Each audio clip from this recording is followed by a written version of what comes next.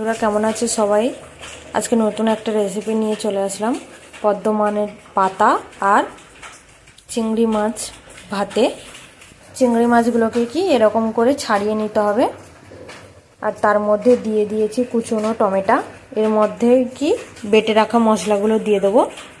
এর মধ্যে আছে শুকনো লঙ্কা, পেঁয়াজ, জিরে, আদা, রসুন, গোটা গরম মশলা দিয়ে সবগুলো কি একসঙ্গে বেটে নিয়েছি, তো ওটা দিয়ে দিচ্ছি। এবার কি স্বাদ মতো লবণ,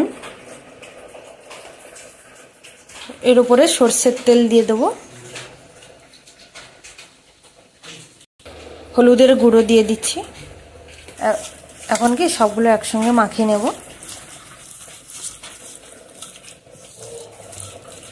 দেখো বন্ধুরা, পদ্মমানের পাতাগুলোকে কি সাজিয়ে নিচ্ছি।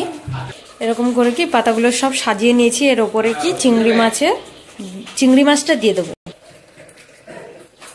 এবারে পাতাগুলোকে একসঙ্গে সবগুলো বেঁধে নেবো। পাতাগুলো ভালো করে মুড়ে দিয়েছি। এবারে পরিষ্কার একটা কাপড়ের উপরে রেখে আর কাপড়টাকে বেঁধে দেবো। দেখো ভাতের জলটা কি গরম হয়ে গেছে। এবারে এর মধ্যে দিয়ে দেব,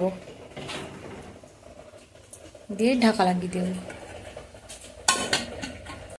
এবারে কি খুলে নিচ্ছি।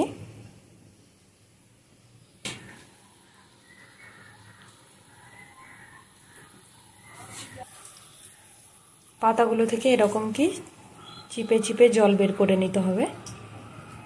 দেখো বন্ধুরা, পাতাটাকে ভালো করে মেখে নিয়েছি। এবারে কি চিংড়ি মাছের সঙ্গে আবার ভালো করে মেখে নেব। দেখো বন্ধুরা, চিংড়ি মাছের কালারটা দেখো কত সুন্দর হয়েছে।